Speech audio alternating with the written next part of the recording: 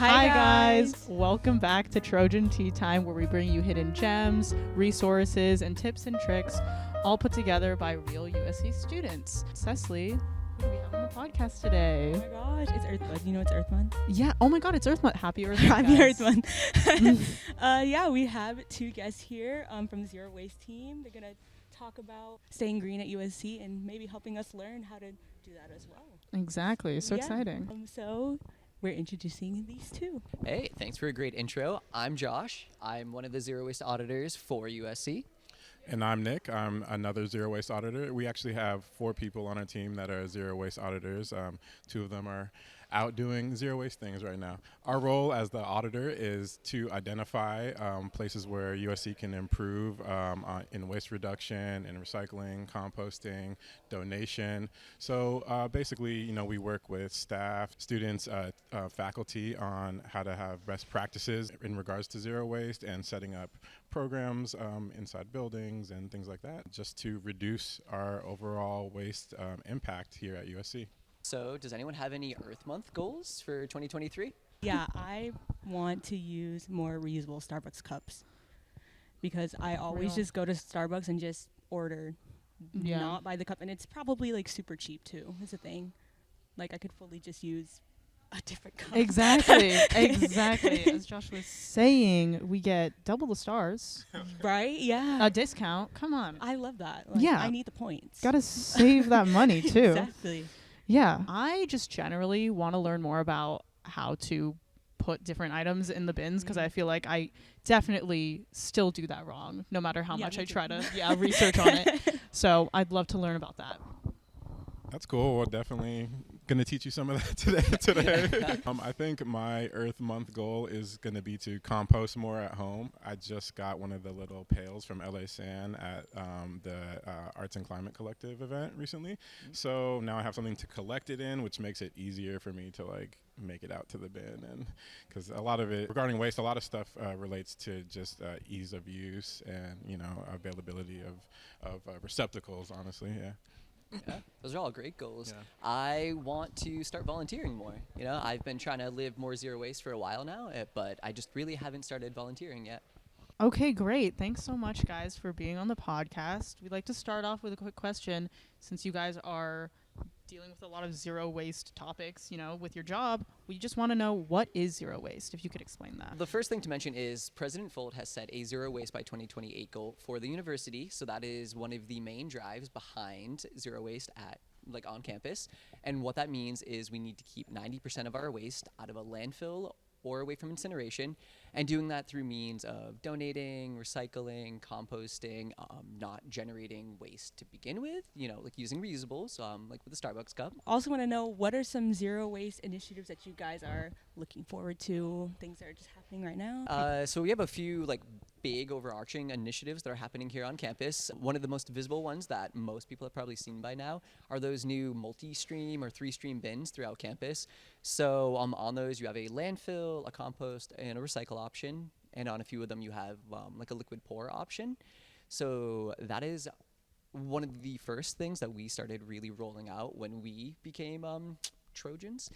And we're doing that in phases. So we started with the village, and then we've done TCC, we've gone to Truesdale, and we're just making our way throughout campus. Because as we implement them, we need to make sure operations can handle what we're putting out. So we can't just do the whole campus at once, even though we would love to do that. But we need to make sure that operations can handle it. And we just started piloting indoor multi-stream bins in the law building. It's a pilot, so we're just seeing how it goes and getting some of the students and faculty used to having a different system. We are looking at stopping service at the desk side bins for the faculty. So they're going to have to take their waste to the centralized waste stations. So that's a big change just for the university too, once we pull that out to other buildings.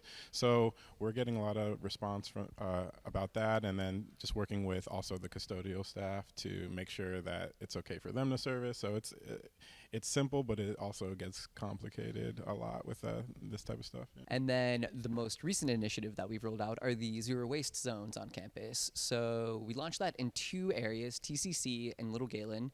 Little Galen is the athletes' dining hall area. I know a lot of students aren't familiar with that from what we've heard when we started talking about these things. Little Galen, the majority of their items were either recyclable or compostable. It was like 99% of those items. So we figured that would be a good place to pilot this because it highlights all of the good efforts that USC Dining has put into place. And it helps make it clearer on how to dispose of items because there's less confusion because you remove the landfill option. At TCC, it's the same deal where it's a zero waste zone. We did leave the landfill door, and we did that because there are a few items that are still landfill, but we're working with dining on swapping those out to more sustainable options.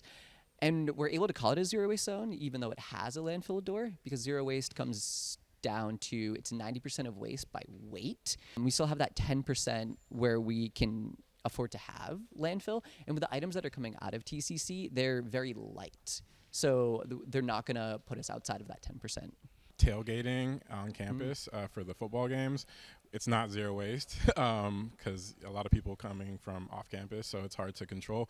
But we have a presence there, and we're doing our mobile recycling station where we drive around, try to help people, collect recycling.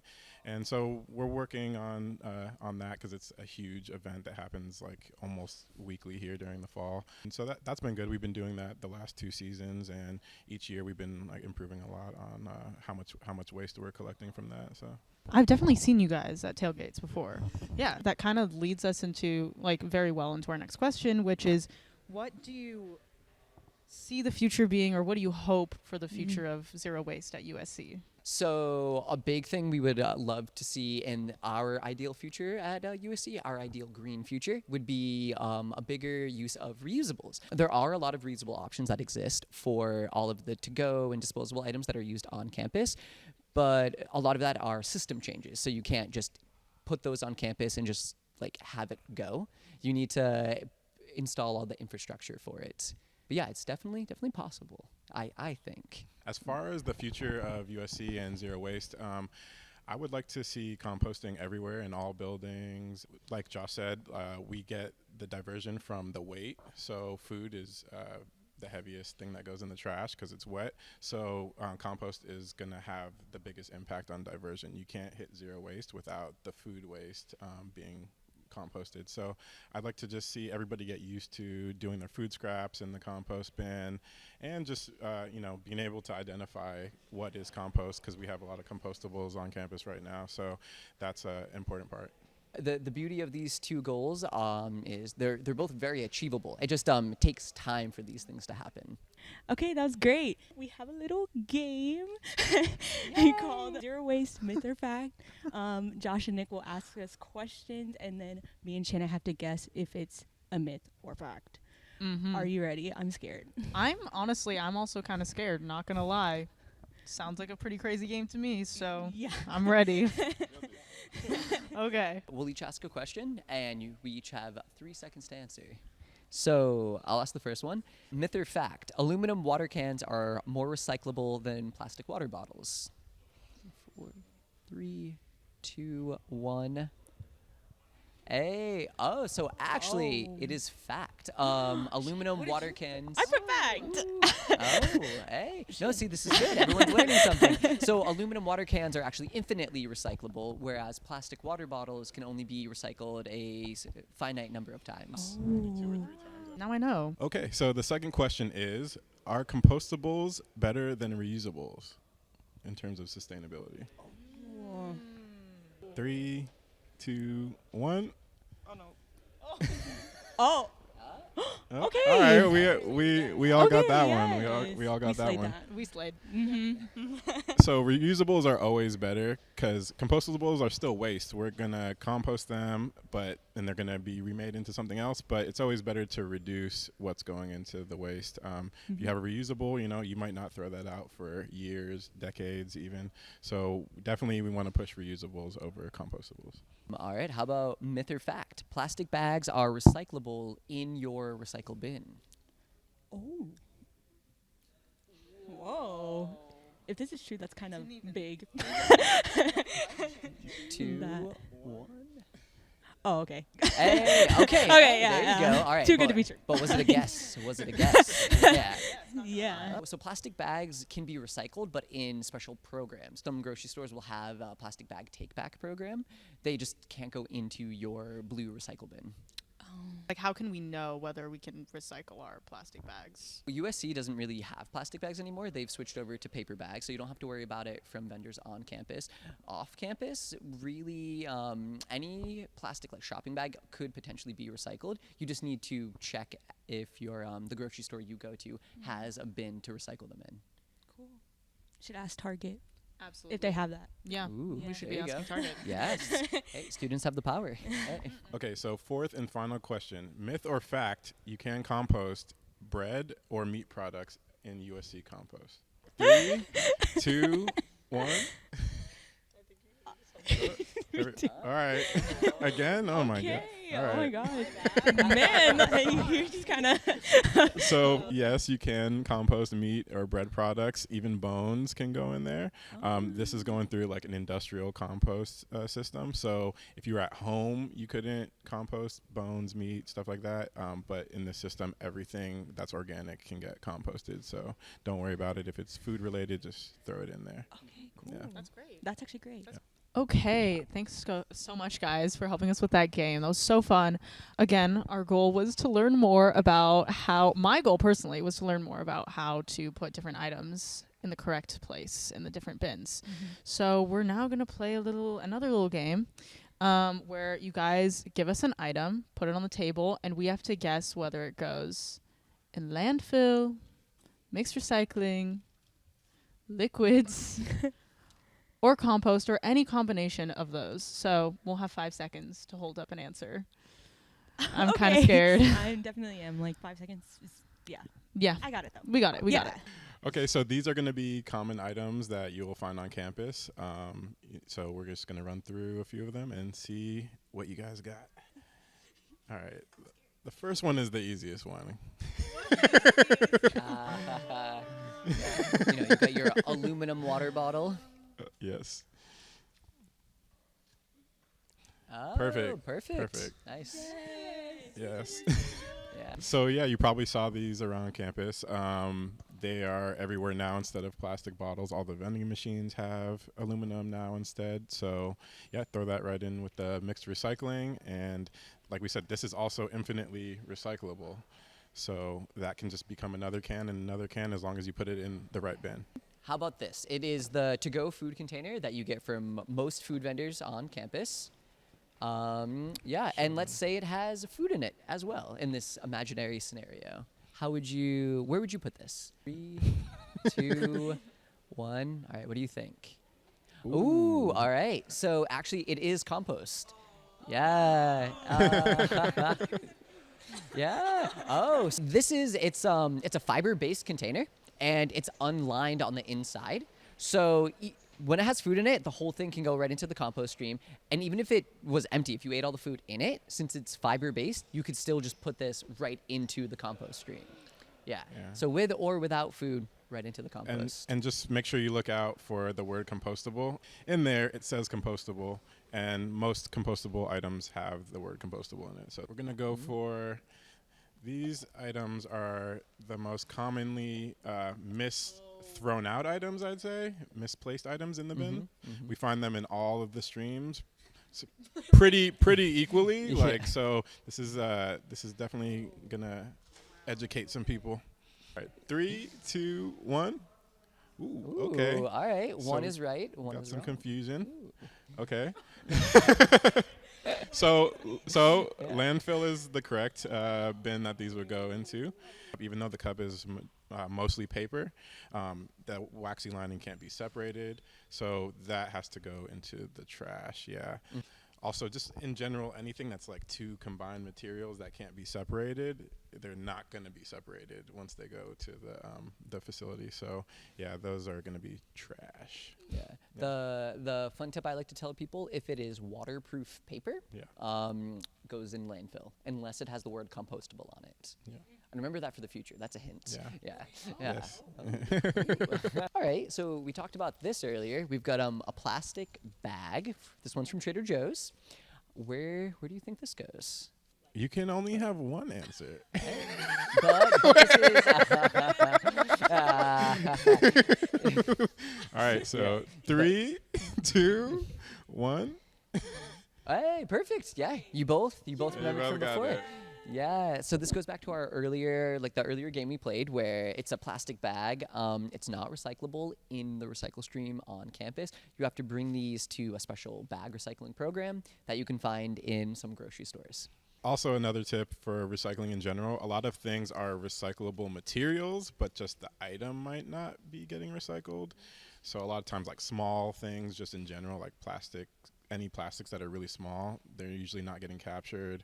And then like plasticky film in general, they just don't really want to collect it at the facility. It's hard for them to collect it. It gets in the machines, it gets in the trucks. And just, I always tell people to think about like if you've ever burnt a piece of plastic, like see how it like shrivels into like nothing. So imagine like how much they can recover after they melt this. So you need a lot of plastic bags to be able to even make something else out of them. Yeah. So. And then my fun tip for plastic is if it's a soft plastic, like think of bags, that would go in the landfill if you're at the multi-stream bins. But if it's a hard plastic, like a soda bottle or a water bottle from off campus, that goes in the recycling.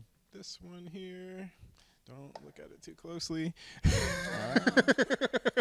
3, 2, 1. Ooh, okay. No. Now can I do it? Both wrong. This is compostable. More similar to this And sort of thing. Commonly, you'll find like compostable things will have that kind of like brownish tint. It doesn't always mean it's compostable, but usually they do have like sort of a natural color.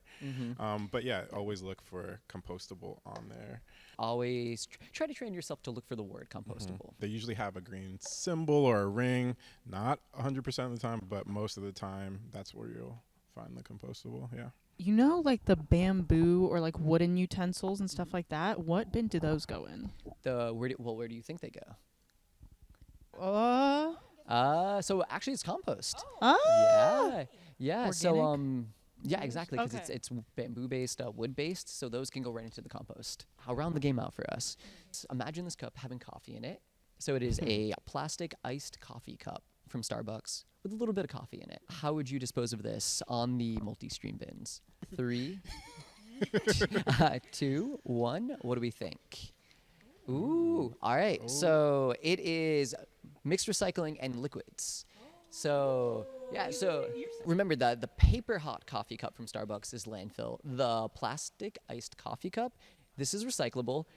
If there's liquid in it, whether it's ice or coffee or anything, if the multi-stream bin has one of those sinks on it, dump the liquid into the sinks and then just throw the cup right into the recycling.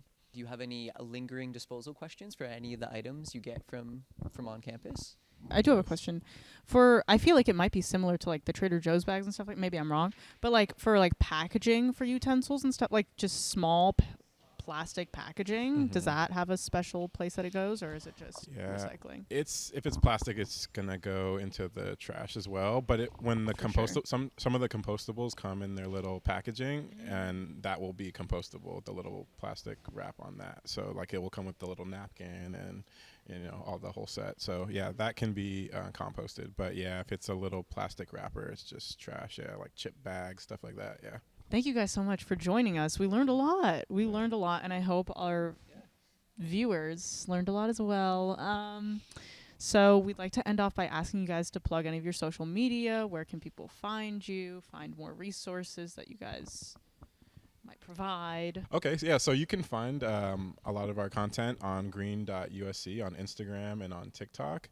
We do a Waste Ed Wednesday post usually. We don't do it every Wednesday. We try to do at least like once a month or every other week type of thing. Yeah, we have tons of videos on the Instagram and on TikTok featuring Josh. If you have seen him around on the videos or on campus, he's a little bit of a celebrity. Yeah. We call him the Compost King. I do not give myself that title. I wanna make that known. Thanks, guys. That's it for now.